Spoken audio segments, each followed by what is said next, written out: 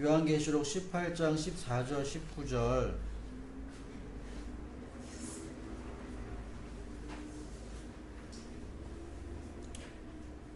몇 주에 걸쳐서 18장을 지금 저희들이 아직 다 못 끝내고 있는데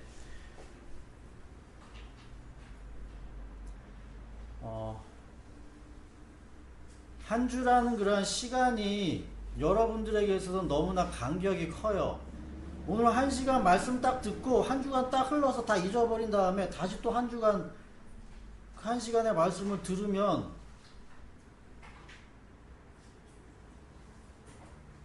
제가 봤을 때는 여러분들에게 남는 건 없어요. 그러니까 말씀이라는 게 물 흐르듯이 이렇게 쭉 연결이 돼야 돼요. 끊어지면 안 되죠. 그걸 여러분들 안에서 여러분들의 열심으로 여러분들이 만들어 내셔야죠. 오늘 한 시간 딱 말씀 들어. 그거 말씀을 여러분들의 삶 가운데서 초가 불이 태워져서 타듯이 여러분들 안에서 녹아져야 돼요. 말씀이 녹아져야 되는 게 그게 중요한 거지. 그죠? 여러분들이 하셔야 돼요. 그걸. 그래야 저도 여러분들에게 말씀을 전하는 그런 보람도 생기는 거고, 여러분들의 나름대로 말씀의 정리가 여러분들한테 되어지면 여러분들 스스로도 또 좋은 거고.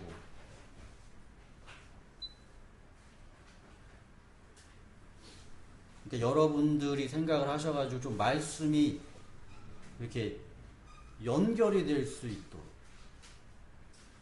지난주, 지지난주 계속 저는 말씀을 연결을 시킨다는 얘기죠.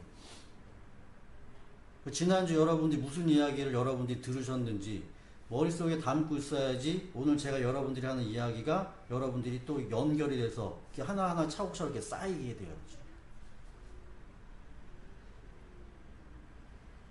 그러한 은혜가 여러분들의 있기를 간절히 바라고, 그건 여러분들의 몫이에요.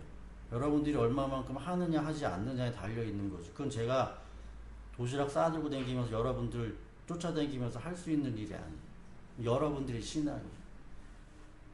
그래서 나 신앙 없네, 나 믿음 없네 이런 소리는 내가 부족하다라는 얘기 되어집니다. 어찌 되어졌든지 간에 높아심에서 이런 이야기를 하니까 다시 한번 주 예수 그리스도를 의지하면서 하나님의 말씀을 저희들이 한번 생각을 해보도록 하겠습니다. 요한계시록 18장 14절부터 19절에 있는 말씀을 우리 다 같이 읽겠습니다. 14절부터 시작. 내가 마음속으로 탐하던 실과가 내게서 사라지고 온갖 화려하고 찬란한 것들이 내게서 없어졌으니 다시는 아무도 그런 것들을 찾아볼 수 없을 것이다.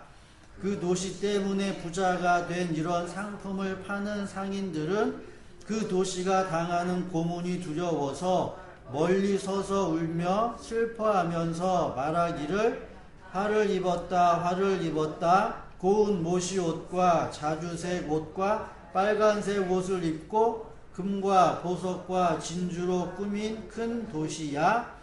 그렇게도 많던 재물이 한순간에 잿더미가 되고 말았구나 할 것입니다. 또 모든 선장과 선객과 선원과 바다에서 일하는 사람들도 다 멀리 서서 그 도시를 태우는 연기를 보고 저렇게 큰 도시가 또 어디 있겠는가 하고 외칠 것입니다. 그리고 그들은 머리에 먼지를 뿌리고 슬피 울면서 화를 입었다 큰 도시야. 바다에 배를 가진 사람은 모두 그 도시의 값진 상품으로 부자가 되었건만 그것이 한순간에 잿더미가 되고 말았구나 하고 부르짖었습니다. 오늘 본문의 내용을 보게 되어지면 바다에서 배로 말미암아 장사를 하는 사람들의 그 그 내용이 나온다라는 얘기죠. 도대체 이런 내용이 왜 요한계시록에 기록되어져 있고 마지막 일곱째 나팔, 일곱째 그 대접이 부어졌을 때 이러한 일들이 있게 되어지는지를 우리가 생각을 해 보아야 하는데, 그래서 예언자들의 선지자들, 예언자들이 한 예언의 말씀이 오늘 요한계시록을 통해서 성취된 거거든요. 이 이야기가 하나님이 내가 이렇게 하겠다라고 하는 그 말씀이 성취되었어요. 성취. 그러면 하나님께서 어떠한 말을 했는지를 우리가 먼저 보아야겠죠. 그래서 이사야 23장 1절부터 9절에 있는 말씀을 가지고 하나님이 무슨 말씀을 하고 계시는지를 한번 보도록 하겠습니다. 이사야 23장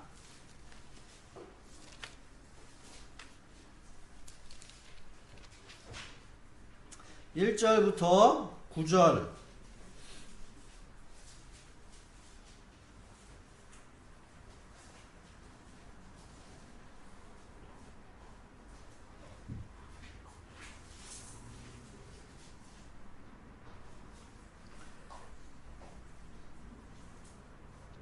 (23장) 1절부터 9절에 있는 말씀을 보면 어떤 내용이 있는지 다 같이 읽어보겠습니다. 시작.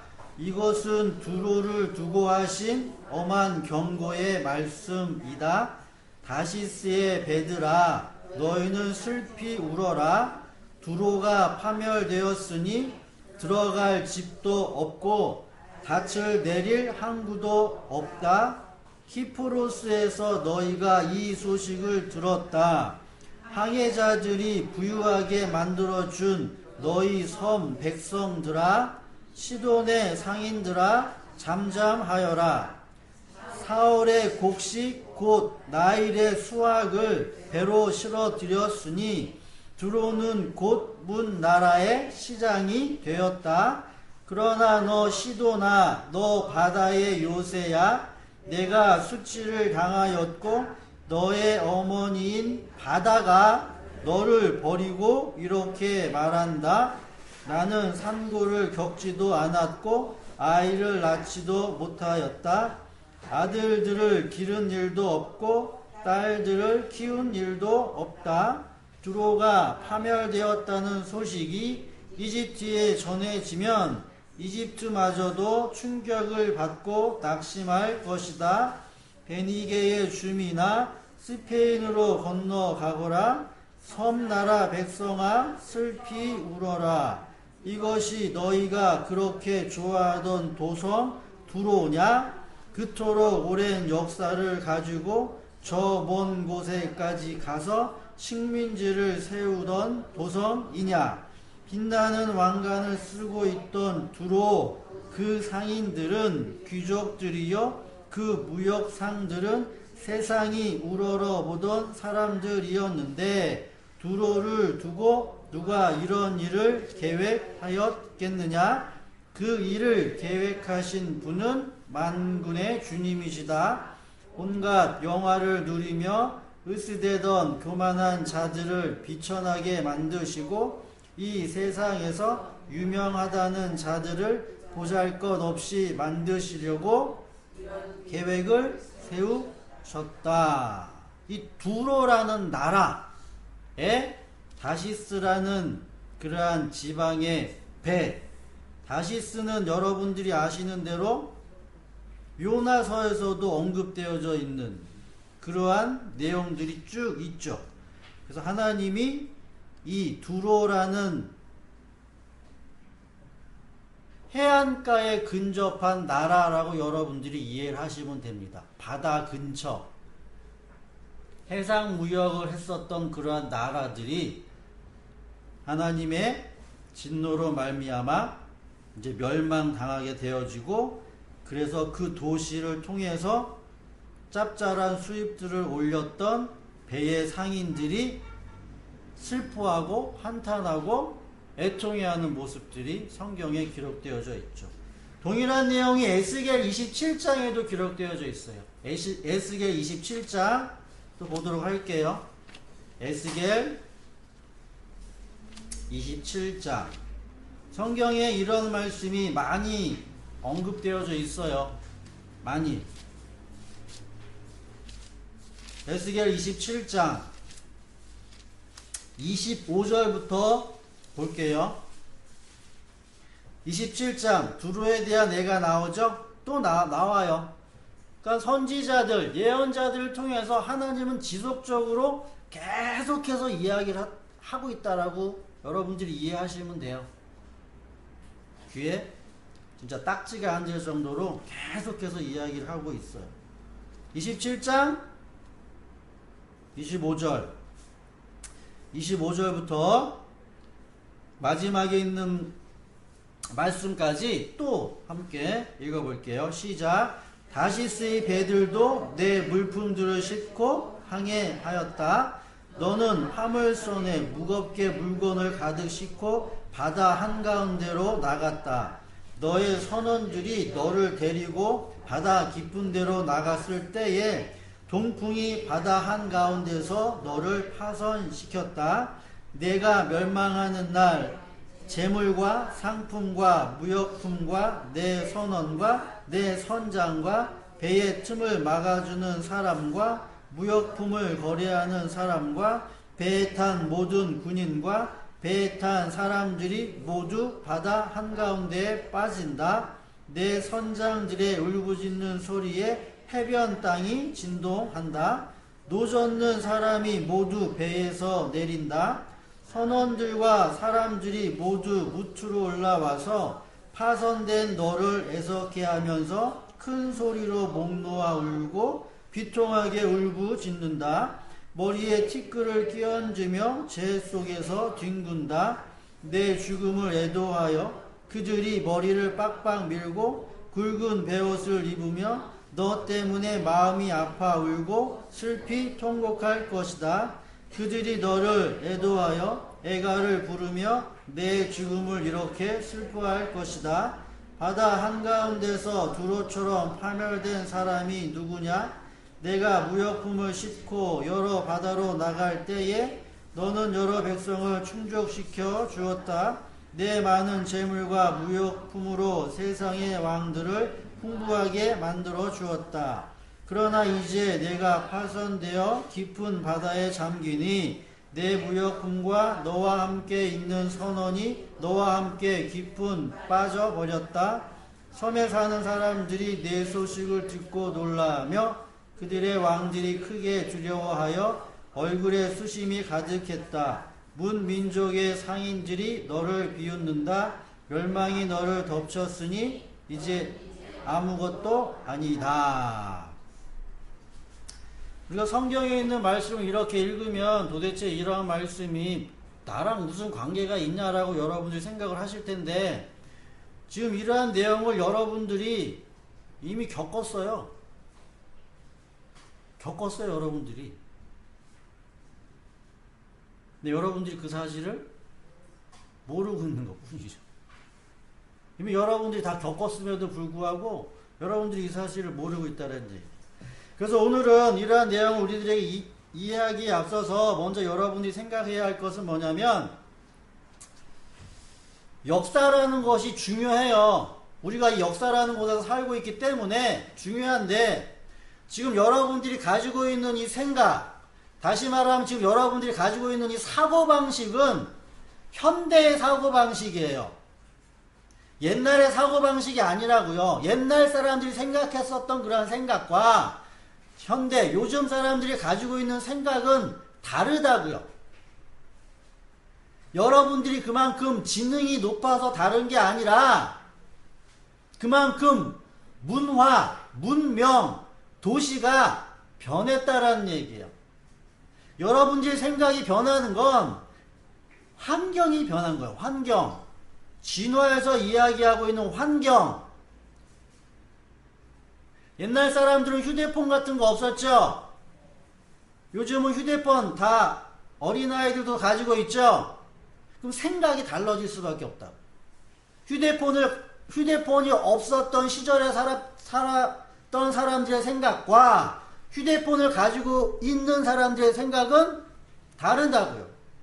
그럼 여러분들은 지금 휴대폰을 가지고 있는 시대에 살고 그런 생각들을 가지고 있죠? 이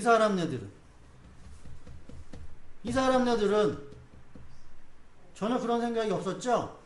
그러니까 여러분들이 역사를 거슬러 올라가서 옛날 사람들이 어떤 생각을 가지고 있는지가 여러분들에게 좀 이렇게 있어야 돼요. 지금 현재 내가 가지고 있는 생각만을 가지고 아무리 성경 뒤적뒤적 해봐도 그 생각의 범위를 넘어가지를 못해요. 그래서 역사가 우리들에게 중요합니다. 중요해요. 그래서 잠깐 여러분들의 언급을 해드리면 옛날 사람들은 나라, 도시, 국가 이런 나라와 도시와 국가가 이렇게 만들어지기 위해서는 구성 요소들이 여러 가지가 있겠는데 그 중에서 두 가지, 중요한 것 두 가지만 딱 먼저 여러분들에게 설명을 해드리면 나라가 만들어지고 나라가 돌아가고 나라가 움직이기 위해서는 정치와 경제가 있어야 돼요. 정치 그리고 경제 이 두 부분이 국가를 움직인다는 얘기예요.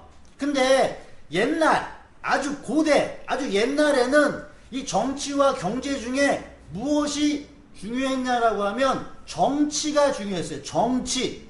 그래서 옛날 모든 사람들은 어떠한 생각을 가지고 있었냐라고 하면 내가 잘 살기 위해서는 내 위에 어떠한 왕이 있느냐 요게 중요했어요. 그러니까 지혜로운 왕, 총명한 왕, 이러한 왕이 뭐 하는 거예요? 나라를 다스려야지만 백성들이 뭐 할 수 있다? 행복하게 살 수 있다. 요 생각을 가지고 있었다라는 얘기죠. 그러면 옛날 같은 그러한 시대에 사람들의 생각이 오늘날에 사는 사람들보다 머리가 나쁜 게 절대 아니에요. 그 사람들은 단지 뭐 하는 것 뿐이냐? 그냥 모르고 있었던 것 뿐이죠. 그냥 눈에 보여지는 거, 해가 떠가지고 해가 지네? 야, 근데 희한하네? 이게 한 번도 뭐 하지 않고 어김없이 정확하게 떠가지고 정확하게 뭐 하는 거예요? 지죠? 이게 사람들이 뭐 한 거예요? 신기한 거예요. 신기해. 꽃이 피고 꽃이 져. 그러니까 내가 이해하고 내가 알 수 있는 그런 현상들이 우리 눈앞에 보여진다는 얘기죠. 그렇기 때문에 옛날 사람들은 이걸 가지고 신이라고 불렀어요. 신. 그럼 내가 할 수 있는 일이 있고 내가 하지 못하는 일이 있을 거 아니에요. 그죠? 옛날 같은 경우에 땅이 가물었다. 그러면 내가 할 수 있는 일이 뭐가 있어요? 내가 저 물을 어느 쪽에 있는 물을 끌어다가 여기다가 할 수 있어요? 없어요? 없죠? 지금은 그게 가능해요? 가능하지 않아요? 어느 정도는 가능하죠? 그 생각의 차이가 그렇게 있는 거예요. 그래서 옛날 사람들은 그걸 내가 할 수 없는 불가능의 일이기 때문에 신이라는 어떤 대상을 향해서 뭐 할 수가 있어요? 그죠? 요청하는 거야, 요청. 그 신이 옛날 사람들에게 있어서는 그래서 중요해요. 근데 인간과 그 신 사이에 그 인간을 대표로 해서 신에게 어떠한 신탁, 요청, 도움을 해줄 수 있는 그러한 자리가 왕의 자리였단 말이죠. 왕. 그래서 여러분들이 이집트의 영화라든가 옛날 고대의 그런 이야기들을 부르면 왕은 곧 신의 아들이라고 명명했잖아요. 이게 바로 왕이에요. 바로 왕. 신의 아들이라고요. 아들. 그러면 이 왕이라는 그런 위치가 얼마나 중요한 위치겠어요. 그죠? 오늘날 같은 우리들의 생각을 가지고 있으면 야, 왕이면 잘 먹고 잘 살았겠다라고 생각을 하겠지만 이 왕은 진짜 그 자리가 가시방석의 자리예요. 가뭄이 들었어요. 근데 왕이 신에게 제사를 드려요. 근데 비가 안 오네? 그럼 어떻게 되는 거예요? 그 왕은 그냥 죽는 거예요, 이렇게. 그리고 또 어떤 왕을 세워요?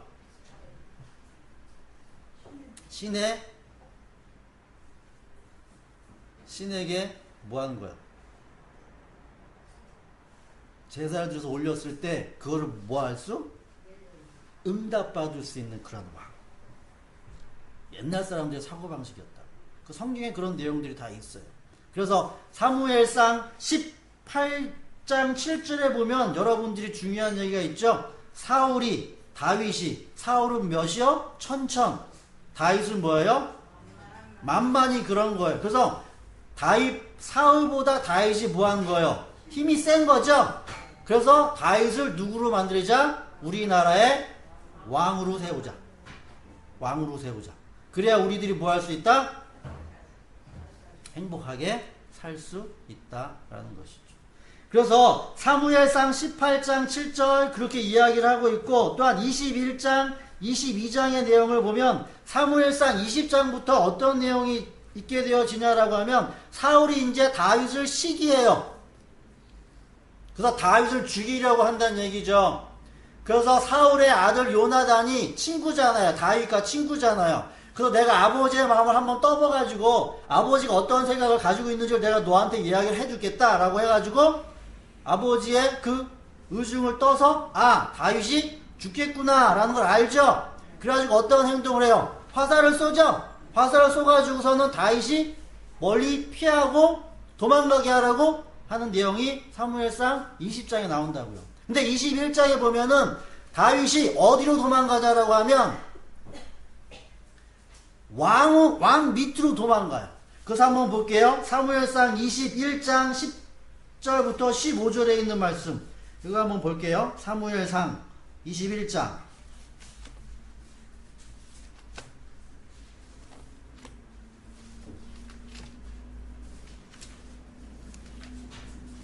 옛날에는 왕, 전제주의, 군주, 왕의 통치가 중심이었다라고 여러분들이 이해를 하셔야 돼요. 왜 그러냐라고 하면 신과 연결이 되어져 있기 때문이에요.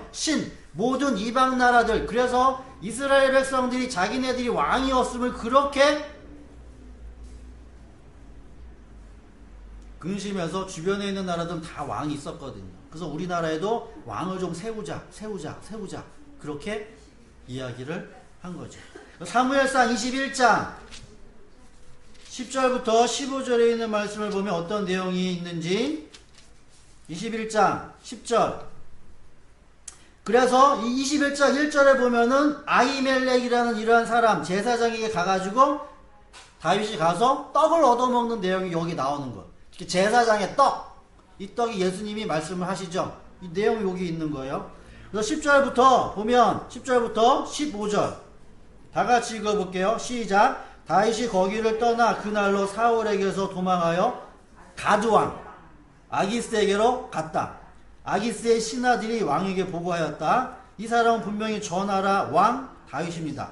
이 사람을 두고서 저 나라의 백성이 춤을 추며 이렇게 노래하였습니다. 사울은 수천 명을 죽이고 다윗은 수만 명을 죽였습니다. 다윗은 이 말을 듣고 가슴이 뜨끔했다. 그는 가드왕 아기스 옆에 있는 것도 안전하지 못하다는 생각이 들었다. 그래서 그는 그들이 보는 앞에서 미친 척을 하였다. 그들에게 잡혀있는 동안 그는 미친 사람처럼 행동하여 성문 문짝 위에 아무렇게나 글자를 극적거리기도 하고 수염에 침을 질질 흘리기도 하였다. 그러자 아기스가 신하들에게 소리쳤다. 아니 이 미친 녀석이 아니냐. 왜 저런 자들을 나에게 끌고 왔느냐. 나에게 미치가니가 부족해서 저런 자까지 데려와서 내 앞에서 미친 짓을 하게 하느냐. 왕궁에 저런 자까지 들어와 있어야 하겠느냐. 다시 말하면 다윗이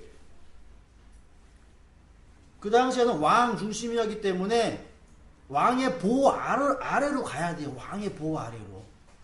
그래서 사울 왕의 밑에 다윗이 있지 못해가지고 다윗이 지금 가드왕 밑으로 가려고 하죠. 거기 피신을 했다는 얘기죠. 근데 신하가 뭔 얘기예요? 이 다윗 왕 세다 이렇게 이야기를 한 거예요. 그럼 그 사람은 들려봐요. 어떻게 했어요? 힘에 세력에 의해서 자기가 뭐 할 수 있어요? 죽임을 당할 수 있겠죠? 그래서 뭐 하는 거예요? 다윗이 그 사람 밑으로 들어가면 분명히 다윗을 뭐 하겠어요? 죽이겠죠? 그렇기 때문에 다윗이 뭐 한 거예요? 미친 척을 해가지고 그 자리를 모면해서 지금 나왔어요. 나오고 다음 보세요. 22장 3절. 그래서 결국에는 다윗이 어디를 가느냐? 다윗은 거기에서 모압의 미스바로 가서 모압 왕에게 간청하여 내가 해야 할 일이 무엇인가를 하나님이 나에게 알려주실 때까지 나의 부모가 이곳에 들어와 임금님과 함께 머물도록 허락하여 주시기 바랍니다. 그리하여 다윗은 자기의 부모를 모압 왕에게 부탁하였고 다윗이 산성에 머물러 있는 동안에 다윗의 부모는 모압 왕과 함께 살았다고 이야기를 하죠. 피하는 거야. 피해. 누구한테 피한다? 왕. 지혜의 왕에게 피한다라는 것이죠. 그래서 여러분이 성경을 보실 때 솔로몬이 뭘 구했어요? 왜 지혜를 구했어요?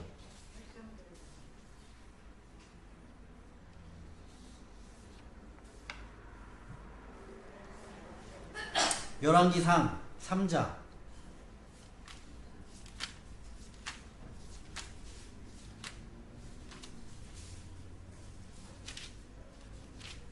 열왕기상 3장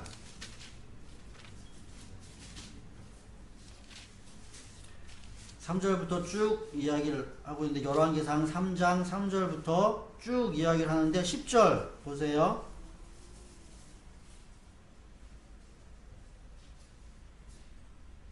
9절 거기에 기록되어져 있죠. 열왕기상 3장 9절에 그러므로 주의 종에게 지혜로운 마음을 주셔서 주님의 백성을 재판 그러니까 사람들과 사람들 사이에서 서로 간에 재판할 수 있는 그런 재판들을 하겠죠. 그러나 이게 되어지지 않는 그런 재판. 그래서 그 밑에 그 예가 나왔죠. 여자 둘의 재판을 가지고 이야기를 하죠. 재판 이런 게 뭐가 있는 거예요? 신이 이 왕과 함께하고 있다라는 게 증거라고. 증거. 그래서 백성들이 그 왕을 뭐 하는 거예요? 따르고 순종하게끔 되어지는 게 이 고대인들의 사고방식이었다고. 고대인들의 사고방식. 중요한 건 누가 중요해요? 왕이 중요해요. 내가 중요한 게 아니라 왕이 중요해요. 그래서 그 왕을 만들기 위한 혈통이 또한 중요하고 왕족의 혈통. 그럼 우리나라에서도 이미 있었죠? 이 세상의 모든 역사가 다 그렇게 갔었어요. 그래서 BC 4세기에 마게도냐의 알렉산더 대왕 있죠? 이 대왕은 그리스 저기 이란 인도까지 그 최고의 땅덩어리를 차지했던 그러한 제왕인데, 그래서 옛날 고대에서는 싸움이라는 걸 통해도 반드시 그 앞에 뭐가 서요? 신이 서요. 신을 앞서서 전쟁을 한다는 얘기. 그러니까 오늘날에 우리들이 생각하고 있는 개념하고는 전혀 다른 개념이에요. 여러분들 싸울 때 우리나라 지금 북한하고 우리나라 지금 긴장관계에 있는데 서로 싸울 때 신 앞세웁니까? 신 앞세우지 않죠? 뭘 앞세워요? 경제 앞세우죠? 시대가 이제 고대에서 현대로 계속 넘어옴으로 말미암아 옛날에는 정치가 중심이었어요. 나라를 만드는데. 근데 점점 시간이 지나면서 이 정치 밑바닥에 깔려있는 것들이 지금 서서히 치고 올라온다는 걸 성경은 보여주고 있는데, 그래서 무엇이 이제 마지막 일곱째 마지막 그때에 어떠한 일들이 일어나게 되어지냐라고 하면 이제 바닥에 잠자고 있었던 이 경제의 세력들이 치고 올라오는 거예요. 이렇게. 그래서 지금 오늘 본문을 보시다시피 바다의 해상무역을 통해서 돈을 많이 벌었던 이러한 상인들이 그래서 나오는 거예요. 그래서 오늘날에는 어떤 시대예요? 자유경제 시대죠? 그죠?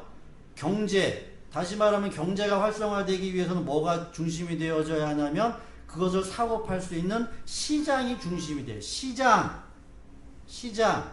이러한 이야기를 마르크스라는 사람이 발견을 했어요. 아주 똑똑한 사람이죠. 자본론이라는 이야기를 하면서, 그래서 공산당이라는 그러한 옛날에 그러한 공산주의가 이 세상에서 유토피아, 그러니까 공동분배, 공동생산.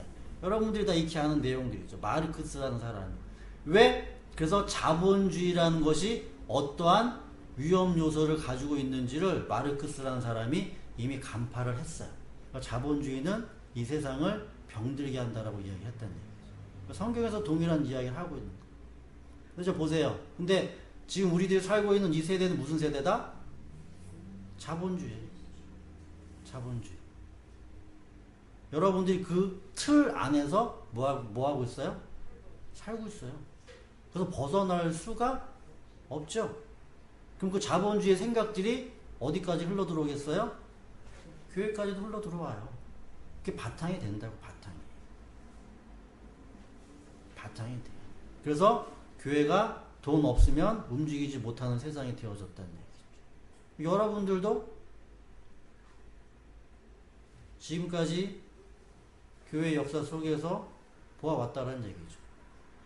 그래서 우리가 저 은혜교회에 있을 때 은혜교회가 팔리고 떠나왔을 때 우신 분 있죠? 그거 똑같아요. 저 큰 도시가 뭐 하는 거예요? 무너지죠? 무너지면 내가 저 도시를 통해서 내가 얻었었던 거 있는데 저 도시가 무너지네? 그리고 우는 거예요. 그래서 울었다고요. 여러분들에도 그런 경험이 다 있음에도 불구하고 여러분들이 그거를 이직하지 못하는 거죠. 지금도 마찬가지예요. 우리 교회가 이러한 생각 가운데서 자본주의의 그러한 그 뿌리가 뽑혀지지 않으면 우리 교회는 또다시 망해요. 이러한 사건이 일곱째 마지막 날 또 되풀이 됐다고. 여러분들은 그런 모습들을 보면서 또 눈물을 흘리셔야 돼요. 눈물을 흘리셔야 된다니까요. 그런 내용이 마지막 일곱째 날에 그래서 큰 도시 바벨론 그리고 그 도시와 음행을 하던 상인들이 애통이 한다는 얘기죠. 애통해요. 여러분들 그 도시가 무너지는 걸 보고 애통이 하면 안 돼요. 애통이 하면 안 돼요. 그 도시가 무너지는 걸 보고 여러분들 뭐 하셔야 된다고요? 기뻐해야 돼요. 그게 성도예요. 여러분들의 삶 가운데서 이러한 내용들을 보시면 왜 이 성경에 있는 내용이 나와 어떤 관계를 가지고 있는지가 여러분들 안에서 나타날 거 아니에요.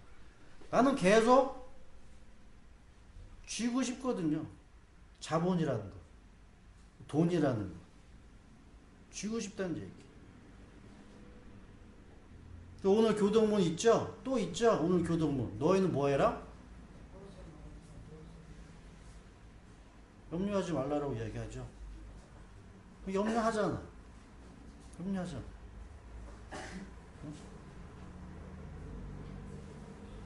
그래서 생각을 하세요. 지금 현재 우리들 안에 가지고 있는 이 자본주의의 이 뿌리가 내 머릿속에 박혀있는 한 절대 성경 이해하지 못해요. 절대. 여러분들 역사 속에서 그래서 한번 이 시대의 흐름을 성경은 처음서부터 끝에까지 다 이야기를 하고 있어요. 처음에는 왕의 통치로 시작을 해가지고 마지막에는 경제가 도시를 삼킨다라는 것을 다 끝까지 설명했다고요. 폭넓게. 지금 우리들은 어느 시대에 와 있어요? 경제 시대에 와 있죠? 그럼 이 경제의 밑바닥에서 사람들이 잘못한 게 아니에요. 우리들이 잘못한 게 아니라고요. 성경은 지금 뭐라고 얘기를 하냐면 우리들이 잘못한 게 아니라 이 경제의 그 밑바닥에 어떠한 세력이 있는데 그 세력이 음녀라고 지금 성경은 이야기를 하고 있는 거예요. 뭔지는 모르겠는 하여튼 엄청난 무시무시한 그 바다에서 큰 짐승과 같은 그런 깊은 바다에서 잠자고 있는 그러한 엄청난 그런 힘이 자꾸만 뭐 하는 거예요? 배 지나다니면 배 잡아먹고 풍당 일으켜서 다 잡아먹어서 뭐하게 만들어요? 배에게 뭐하게 만드는 거예요? 제사 드리게 만들죠? 바다신에게 제사 드리게 만드는 말이죠. 그 풍랑이 일어요. 그 풍랑이 나와 상관없이 일겠죠? 무서울 거 아니에요? 그럼 바다에다 뭐 하는 거예요? 인신공양하고 제사 드린단 말이죠. 인신공양하고. 이게 어떤 사건이에요? 요나 사건과 똑같죠? 똑같이 이루어지게 되어진다는 거죠. 성도 여러분들은 그 사건 속에서 빠져나온 자들이 일단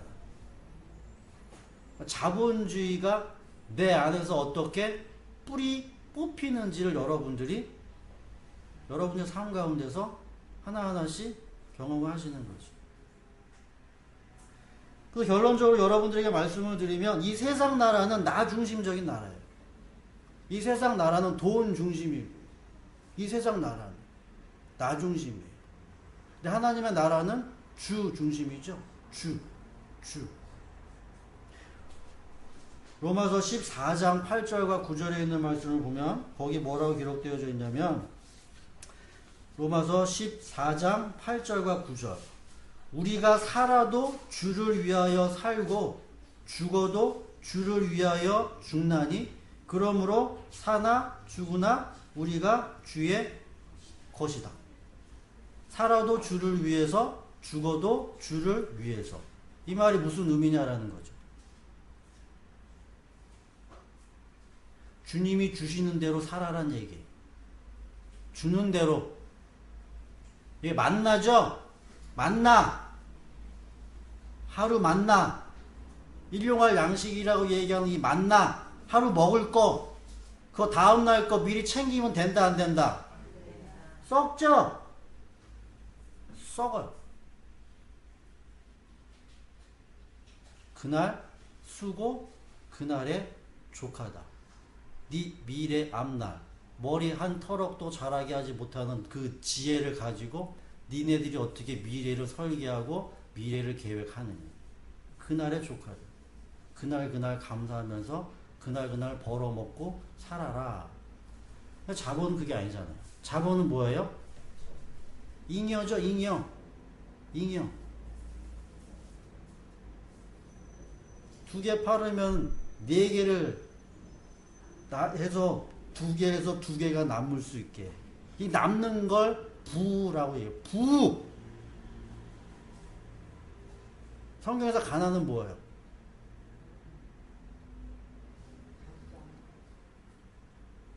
두 개 팔고 나에게 남는 게 없는 걸 그냥. 남겨놓는 게 없는 게 가난이라고. 남겨놓는 게 없는 거. 그래서 부자와 가난한 자. 그 말의 의미를 여러분들이 이해를 하실 때, 그래서 세상 나라는 다 부자의 나라예요. 세상 나라는 부자의 나라고, 주의 나라는 다 가난한 자의 나라예요. 근데 그 가난한 자의 나라가 부자라고 성경은 이야기하죠. 그 나라가 진짜 부한 나라예요. 남겨놓는 것이 없는 나라. 그래서 내가 가지고 있는 게 두 개 있다. 그럼 두 개 가지고 있는 걸 남겨놓지 않기 위해서 뭐 하는 거예요? 그 두 개를 주는 거예요. 그럼 주님이 또 뭐 하시는 거예요? 그럼 채우세요. 채워요. 나에게 남는 걸 계속 뭐 하는 거예요? 그 주는 걸 이웃 사랑이라고 이야기하는 거예요. 이웃 사랑. 우리들이 이러한 내용들이 머릿속으로는 이해가 되죠. 되는데 이게 우리의 모험 가운데서 실제적으로 따라 붙어야 돼요. 그래서 저는 이러한 이야기를, 이러한 생각을 한번 해보는데, 저는 그래요. 이 세상은 마치 어떠한 세상이냐라고 하면 바다와 같은 세상이에요. 바다에는 많은 종류의 물고기들이 있죠. 많은 종류의 물고기가 있는데, 그래서 진화론의 그 종 얘기하는 게 아니라 여러 종류의 사람들을 얘기하는 거예요. 많은 종류. 저와 여러분들은 다르고 또 여러분들은 다르죠.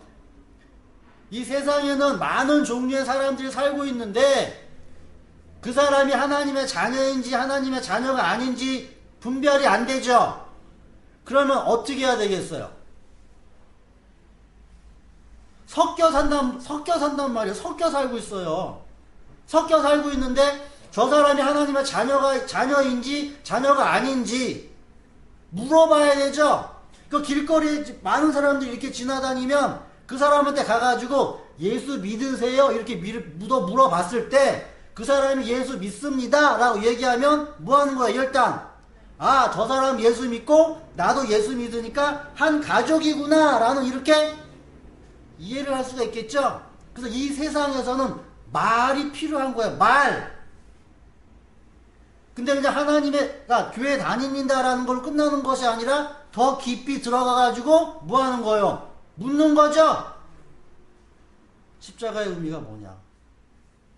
묻는 거예요. 그 왜 묻냐라는 거죠? 이 세상 사람들은 뭐 하기 때문에?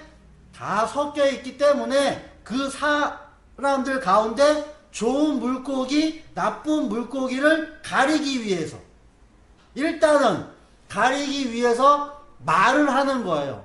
말을 해가지고 물어요. 그래서 제가 여러분들에게 그래서 묻는 거예요. 묻는 거라고요. 이 자리에 여러분들 앉아 계시죠? 섞여 있다고요. 근데 하나님의 나라는 어떠한 나라냐라고 하면 말을 안 해도 하나님의 나라는 말을 안 해도 뭐 하는 거예요? 하나님의 마음을 가지고 있는 사람들이 뭐 하는 거예요? 그 사람들만 모여 있는 거죠? 굳이 근데 무슨 말을 해요? 그 사람이 다 알고 있는 건데 나도 알고 있고 그 사람이 알고 있고 다 알고 있는 건데 거기다 대고 굳이 뭐라고 얘기해요? 당신 하나님의 자녀예요? 예수 믿어요? 이런 얘기 해요 안 해요? 할 필요가 없어요. 그래서 그러니까 말이 필요가 없는 거예요. 말이 필요가 없어요. 그래서 그 나라는 술주정뱅이도 없고요. 담배 피우는 사람도 없고요. 사기치는 사람도 없어요. 거짓말하는 사람도 없고요. 미워하는 사람도 없고요. 그런 사람이 없어요. 그 나라는. 근데 지금은 이 세상은 섞여 있어요. 섞여 있어요. 그걸 여러분들이 뭐 하셔야 돼요? 분별하셔야죠. 아직까지 우리는 이 세상에 살고 있기 때문에. 그러나 그 나라를 뭐 하는 거예요? 소망하면서 사는 거예요. 그래서 그 나라는 주가 다스리는 나라. 주의 통치를 받는 나라. 옛날에 고대인들이 신의 통치를 받고 왕의 통치를 받는 것과 마찬가지로 그러한 통치와 다스림을 받아야 하는 나라가 되어지는 거죠. 그러니까 옛날 거꾸로 돌아가야 돼요. 거꾸로. 옛날 시대로. 그러니까 자본주의 시대를 가지고 예수님 믿을 수 없다. 성경은 이야기하는 거예요. 그리고 길거리 여러분들 다니실 때 생각하세요. 저 사람은 어떤 사람일까 이렇게. 내가 가지고 있는 생각을 저 사람이 가지고 있을까 없을까. 즉 그런 사람들을 찾는 걸 전도라고 얘기해요. 전도. 그래서 오늘 디모데전서 6장 볼게요. 거기서 그렇게 이야기를 합니다. 디모데전서 6장 7절부터 12절에 있는 말씀을 보고 결론으로 말씀을 맺을게요. 디모데전서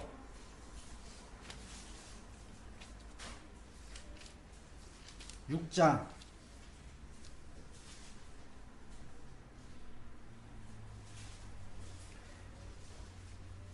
7절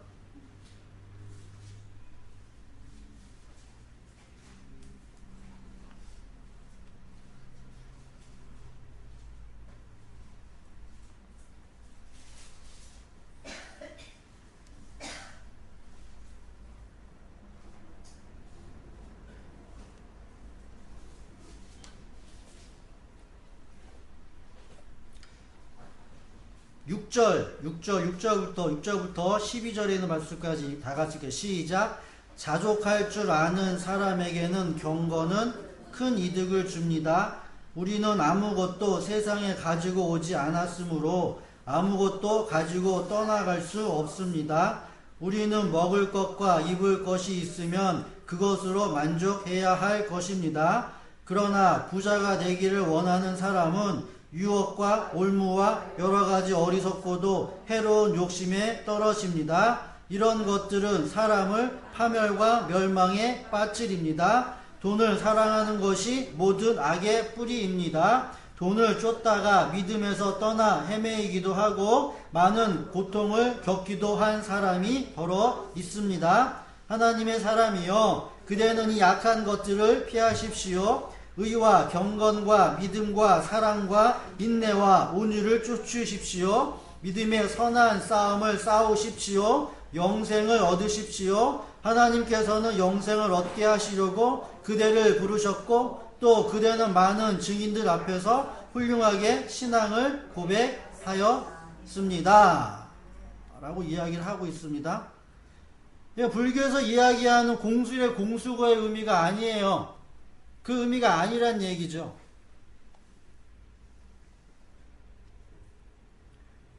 주를 보라란 얘기. 주.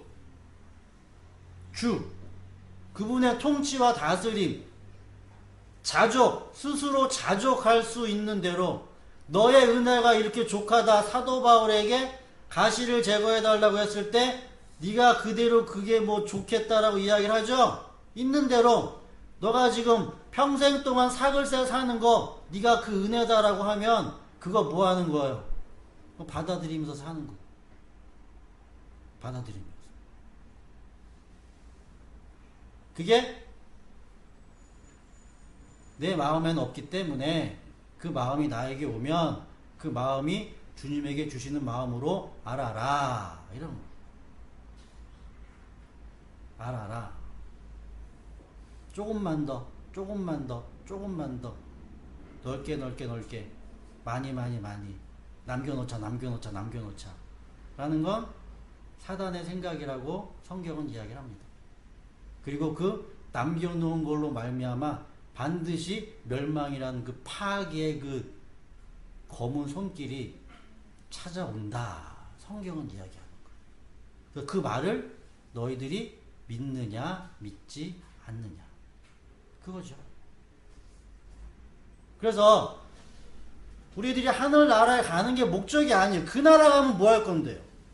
여러분들 그 나라 가서 뭐 하시려고? 응? 내가 부자예요. 내가 부자. 내가 부자인데 그 하나님의 나라는 가난한 사람들만 있어요. 그럼 부자가 가난한 사람들과 어울릴 수가 있겠어요? 어울릴 수가 있겠냐고. 못 어울려요. 못 어울린단 말이죠. 서울대 가면 뭐 할 건데요? 미달돼가지고 내가 만약 서울대 갔다고 칩시다. 그럼 서울대는 그만큼의 뭐가 있는 거예요? 수준이 있겠죠? 그죠? 그럼 나 서울대 빼쯤한다고 댕기나? 그럼 졸업을 해야 될 거야, 졸업을. 그죠? 그 나라에는 그 나라에 합당한 자들만 살 수 있게 되어져 있어요. 그래서 마태복음이 어디야? 그래서 신랑의 잔치에 사람들을 죄다 다 불러오죠? 근데 예복 입지 않은 사람이 있죠? 뭐라고 얘기해, 임금이? 너는 이 자리에 합당하지 않다라고 이야기를 하죠? 그 말이 그런 거예요. 내가 천국 가기를 원합니다. 가서 뭐 할 거냐고. 거기는 어떠한 나라인데? 주의 나라인데. 주의 나라. 이 세상은 어떠한 나라고? 내 나라. 내 나라. 내가 하고 싶은 대로, 내가 원하는 대로, 내가 살고 싶은 대로 하는 이 나라. 이게 내 나라인데, 그 나라는 주의 나라죠. 그럼 내가 하고 싶은 대로 살고 있는 이 마음을 그냥 그대로 가지고 그 나라 가서 살면 그 나라가 지옥이에요, 나한테는. 그 나라가. 그래서 우리 예담교회 성도 여러분들에게 간절히 말씀을 드리고 싶은 건 뭐냐면, 그래서 주의 나라에 합당한 자로서 살아가는 것이 얼마나 중요한 것인지를 생각을 하시면 돼요. 이 세상이 합당한 자로 사는 것이 아니라 주의 나라에서 합당한 자로 살아야 된다는 것. 그것이 어떠한 의미를 가지고 있는지를 여러분이 생각을 하시고 여러분들의 삶 가운데서 그러한 열매들을 만들어 놓아야 한다라는 것이죠. 결론적으로 여러분들에게 말씀을 드리면, 자본주의의 바탕 위에 세워진 교회는 반드시 바벨론과 같이 멸망한다라는 것이고, 그래서 예수 그리스도의 피로 말미암아 세워진 교회만이 승리하는 교회가 되어진다라는 것. 그래서 우리 예담교회 성도 여러분들은 그리스도의 반석 위에 여러분들의 교회를 세우셔서 영원한 그 나라에서 그분과 함께 그리고 그것을 바라고 소망하는 그러한 삶을 살기를 간절히 원합니다. 그리고 그러한 곳에서 살기 위해서는 이 세상에 살면서 섞여 있는 사람들 속에서 찾아야 돼요. 찾아야 돼. 그 이방인들이 구하는 것을 구하는 것이 아니라 그의 나라와 그의 의, 하나님의 그 뜻, 하나님의 마음, 하나님의 나라에서 어떻게 살아야 되는가, 이걸 여러분들이 구하고 애쓰고 힘쓰시기를 간절히 바라겠습니다. 기도드리겠습니다. 하나님 아버지 감사